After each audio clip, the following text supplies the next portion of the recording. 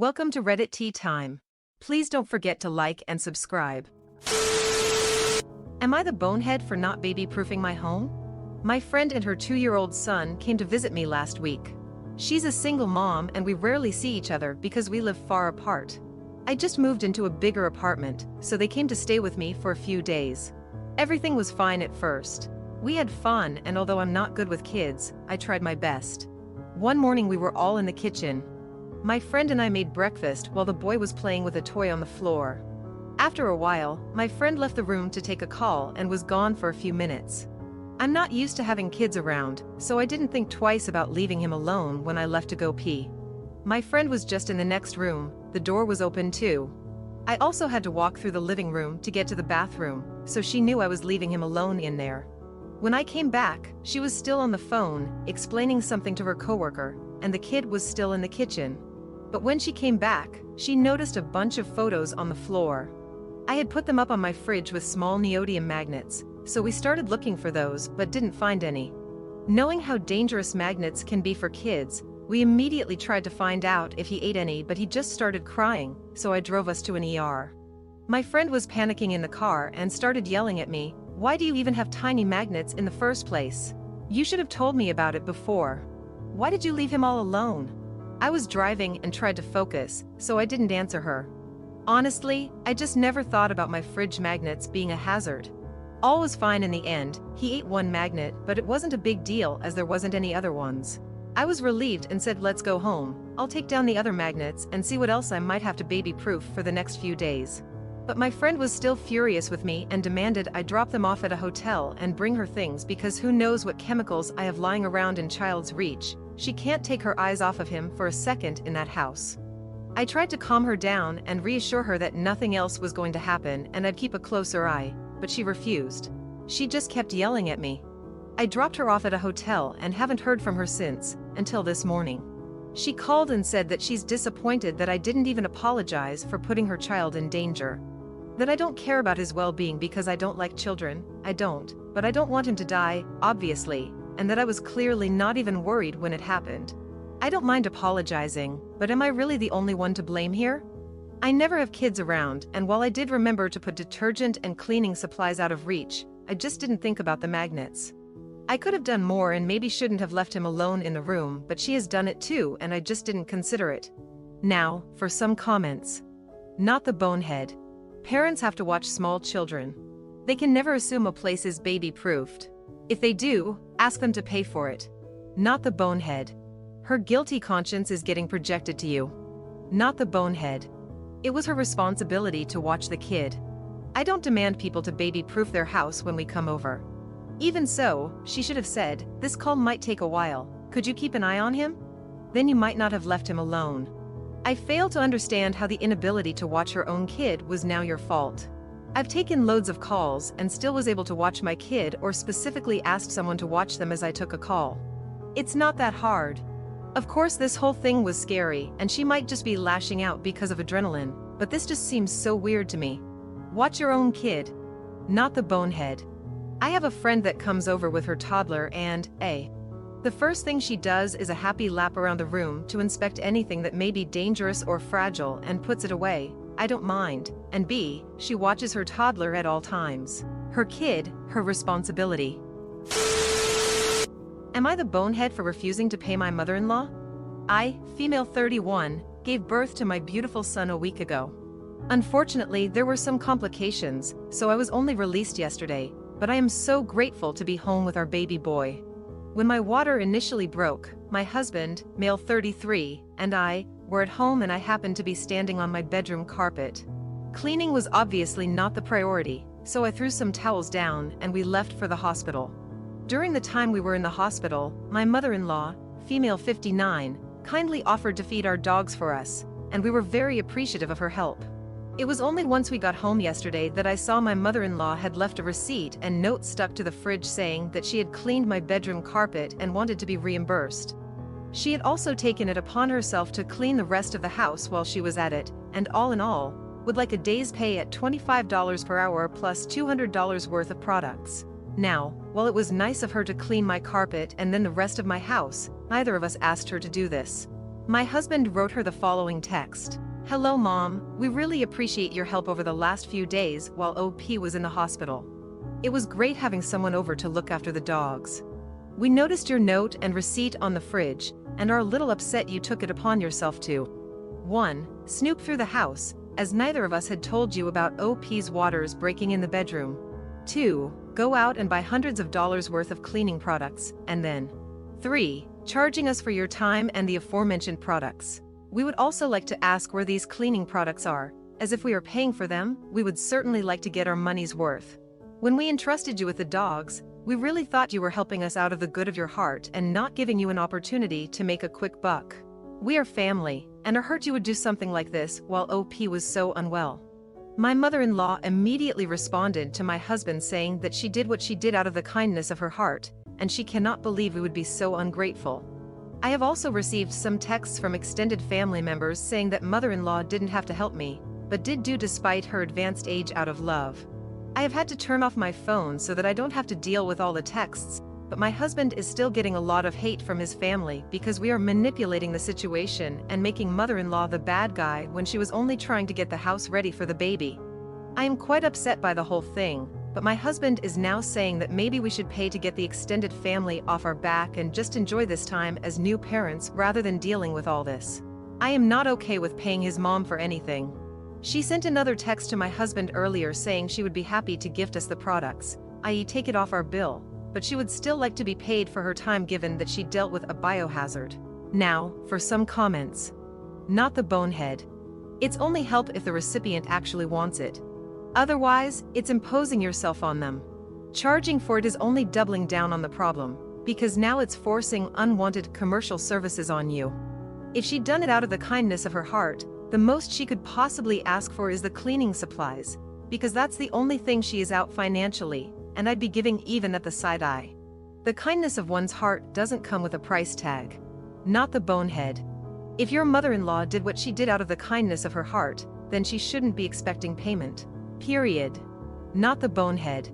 When my daughter-in-law went into labor early, I cleaned, cooked, and recruited a friend to sew changing table covers. Daughter-in-law had been on bed rest for 8 weeks in the downstairs bedroom, so everything had to be moved upstairs to the master. Bed rest plus early delivery meant there was a lot that still needed to be done. It was my joy to have this new family come home to everything clean, ready for baby, freshly baked muffins, and a refrigerator full of healthy snacks, fruit, and casseroles. It was my pleasure to wait on my son and daughter-in-law, feeding them, doing laundry, keeping the house clean for the next 2 weeks to give them time to figure it out together. It never would have crossed my mind to ask for compensation or ask to be paid for the food I purchased.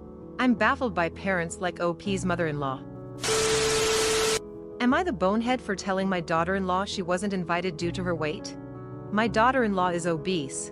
Her ankles are swollen from her weight. The connection between her weight and not walking far without a break is very obvious. I will try to keep this short. I have 3 girls and we still like to do girl trips for the day. My son got married to a girl named Beth. Now, before her first kid she was average weight and after, it got a lot worse. Her only kid is 8 years old at this point and she hasn't lost the weight. It's bad enough that she needs constant breaks walking. I used to like her and now I don't, due to how she acts. Everywhere we go with her it is constant complaining that she is tired. The last girl's trip to the mall was spent sitting on a bench half the day since she needed a constant break. If you try to leave, she will go on about abandoning her. It's annoying. I invited the girls to go to a farm for a pumpkin patch and pick some apples. It has big orchards and a ton of walking. We went. It was a great time and some pictures went on Facebook. I got a call from Beth asking why she wasn't invited. I lied, saying it was just a family trip and she accused me of lying.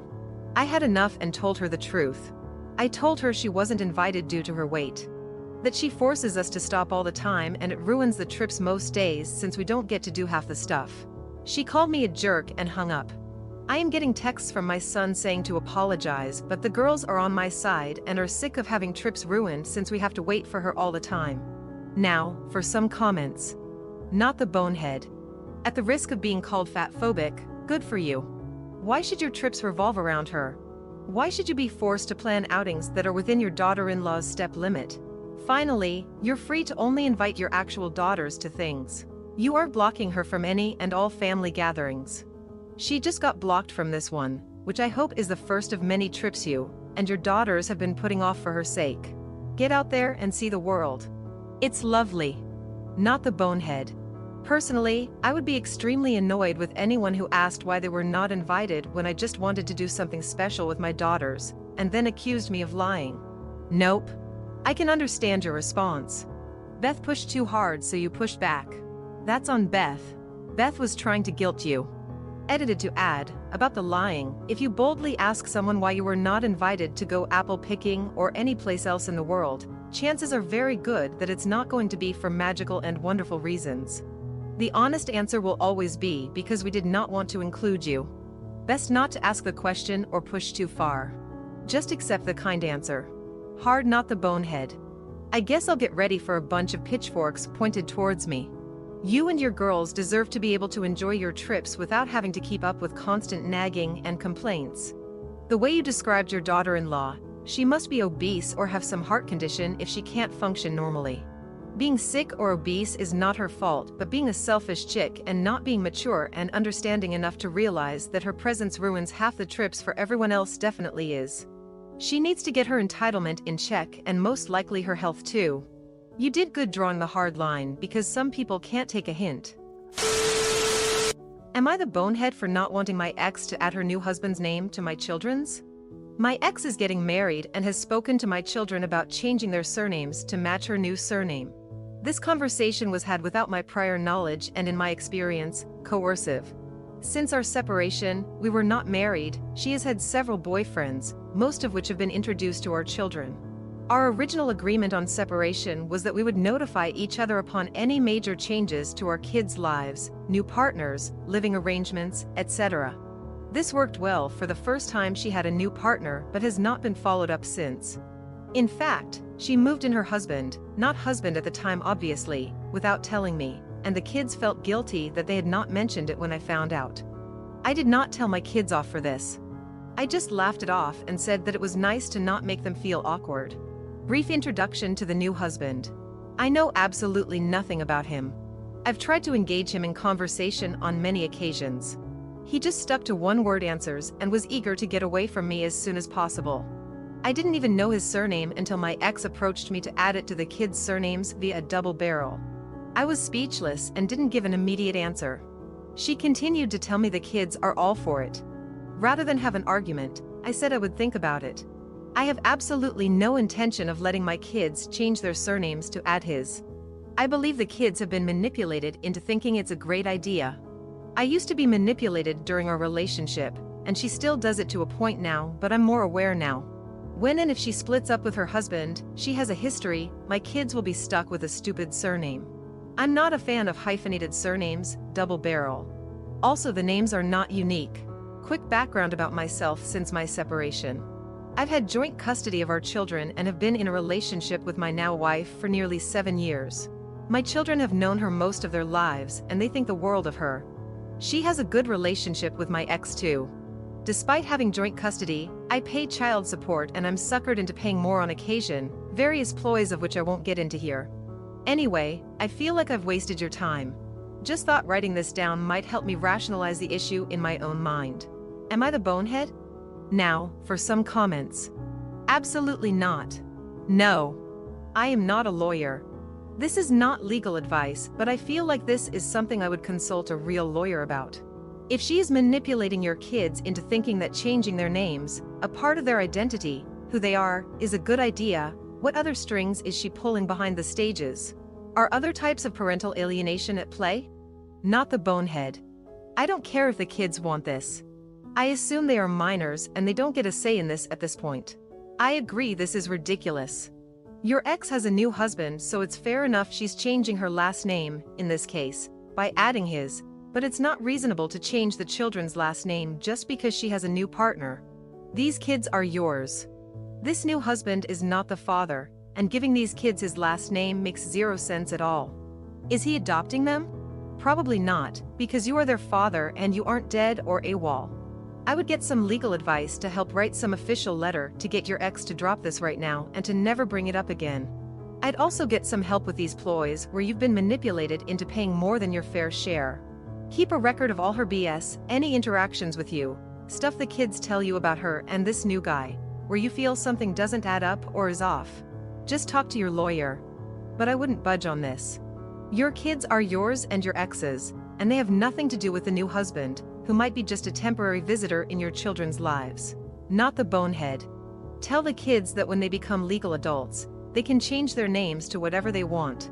Not the bonehead. What do you think? Please tell me in the comments below. Please don't forget to hit that subscribe button and ring the notification bell because you won't want to miss a single Reddit story. Thanks for stopping by. I'll see you soon.